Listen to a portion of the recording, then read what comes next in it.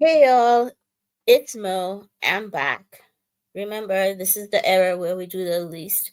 I just wanted to hop on really quick and share my 2 cents about this whole K-pop drama that's happening. So, let me give you the TLDR. Basically, there's this K-pop company called Hybe. They have several labels, and one of the CEOs just resigned. That's the one-liner.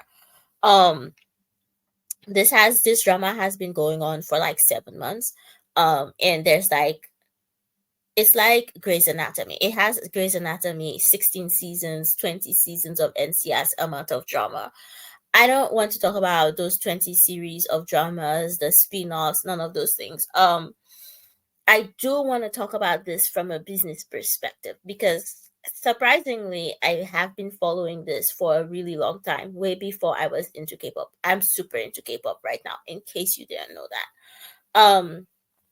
So basically around 2021 or maybe 2022, an article popped up on my feed somewhere about how the BTS producer Bang Shiok and this lady Min Hee Jin, who I'd never heard of before, but what do I know, I wasn't that into K-pop, were gonna have a new group, and they were building Hybe up from scratch, and they were starting from scratch, and they were gonna use all this stuff they learned in the K-pop industry to revolutionize K-pop and make a replicable system that they were gonna take to the West and repeat in the West and be super successful. And I was like, oh, Pinky and the Brain say what? It's time for Animaniacs. Okay. I was like, okay, let me look at this because this is giving Amazon. This is giving Let's Take Over the World. And in case y'all somehow people seems to forget that Amazon have never made any secret about them taking over the world. Um they put bookstores out of business and never looked back. They're gonna like we're not gonna we this is not here to talk about Amazon. So basically, like I always thought this was interesting from a business standpoint to see um if they would be successful and how it was gonna work. We're not going to go into the details of the drama because let me tell you, there's 20 seasons, there's spin-off, like this drama, like if we have to go, something a lot of people don't know that NCIS is actually a spin-off of the show Jag. So this is how much drama this thing has. This thing goes all the way back to Jag to this. We're not gonna talk about all the way back to Jag. Like I could make a series about all of the drama of the origin stories of these things, and I would have Marvel Universe level of stories. Anyway, we're going to jump fast forward to sorry, we're going to jump fast forward to March or whatever was it. Y'all, Billboard has a whole timeline of when how this went down.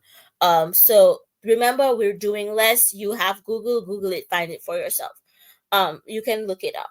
So basically at some point, March, April, whenever, this lady has a press conference, right?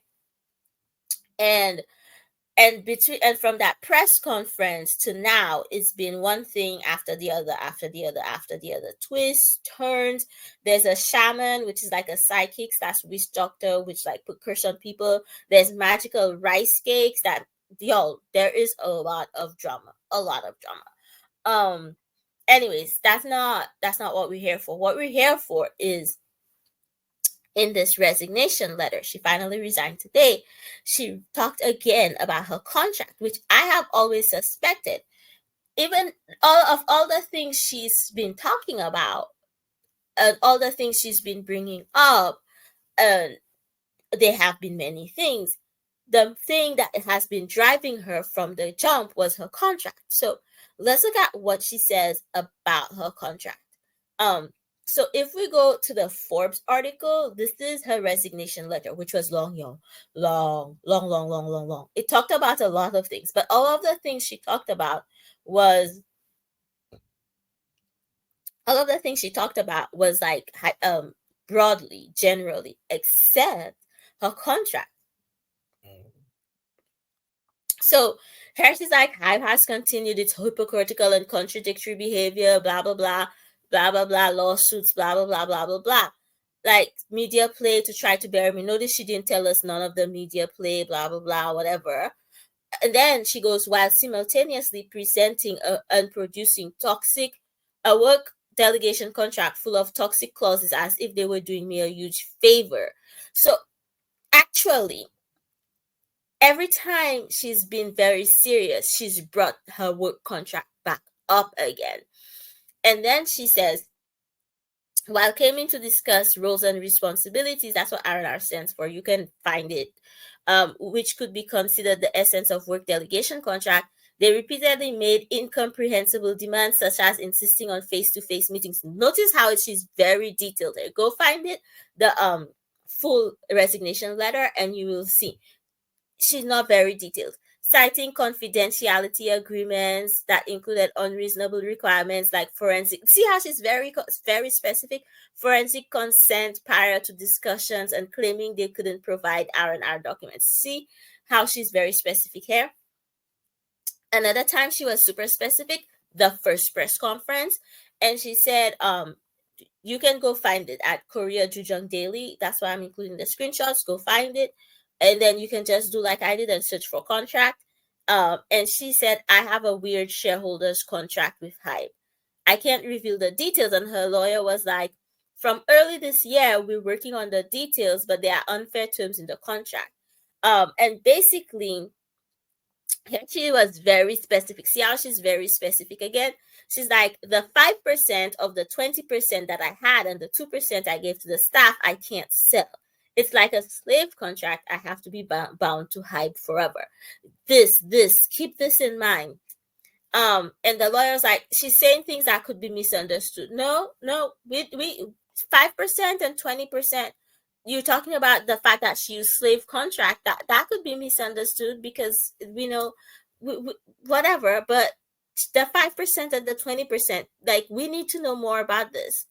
And she basically said she didn't understand her contract, so she spoke to somebody, and that's what they said. Was she discussing with an investor? And she was like, I trusted them and signed the contract, and now I'm in a mess.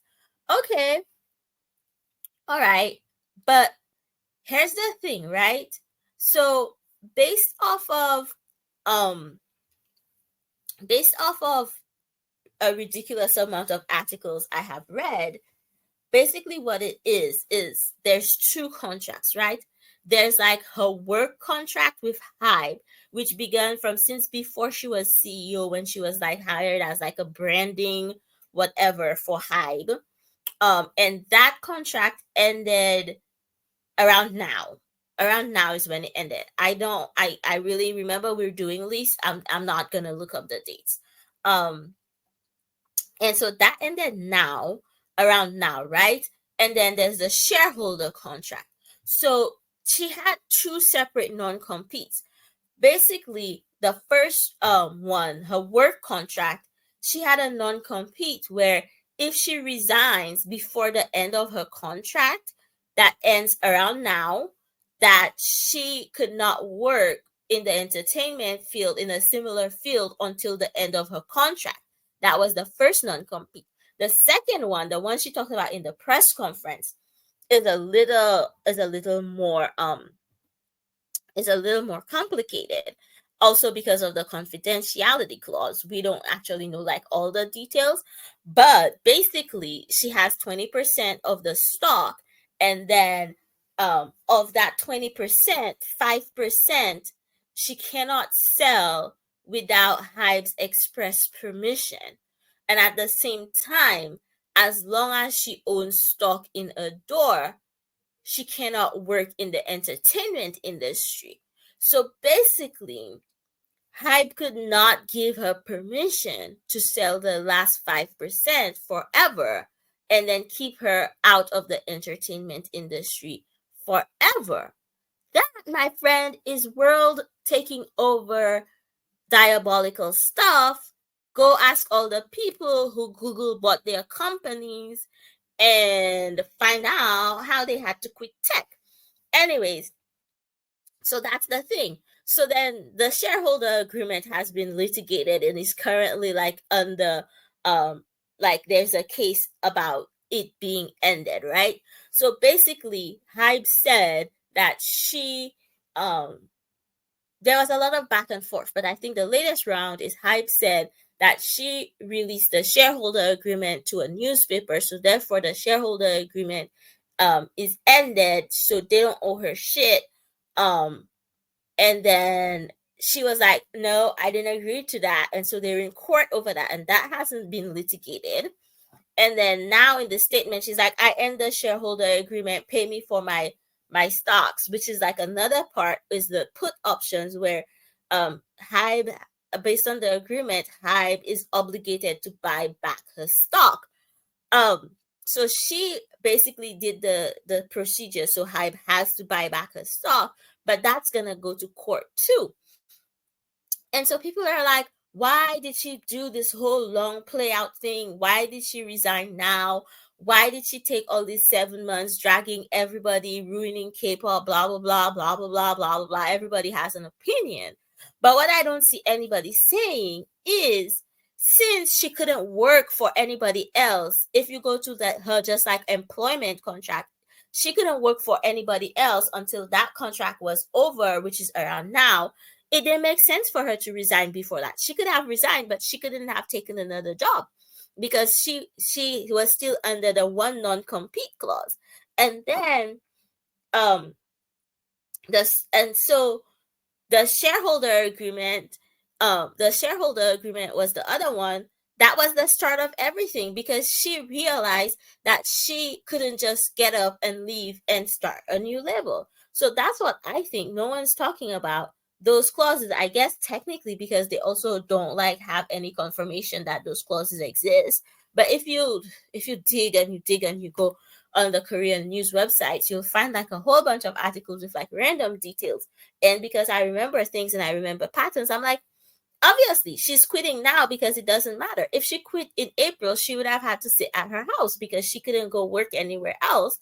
But then if she gets out of the shareholder agreement, and previously Hybe had already said that they had clarified the whole thing, the whole shareholders agreement. So they'd never said what, how. So we don't know the details of if that last 5% she can actually sell it without Hybe's consent, or like the non-compete that was attached to that. We don't know any of those things. We don't know the thing. At the end of the day, we don't know anybody's business. We just out there speculating.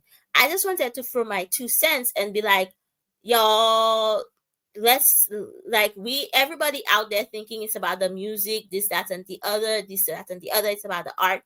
But y'all, this is a contract negotiation. It has always been about a contract. This all started when she was renegotiating her contract, because her contract was about to be up in November, so she had to renegotiate her contract. This has always been a contract negotiation and her ability to work elsewhere. I don't know. I may be wrong. Who am I? I'm just a yoga teacher, but I've been running my business for the last 11 years. So who knows? Who knows? Anyways, y'all, that's my 2 cents. Let's go back to minding our business. Bye, everybody.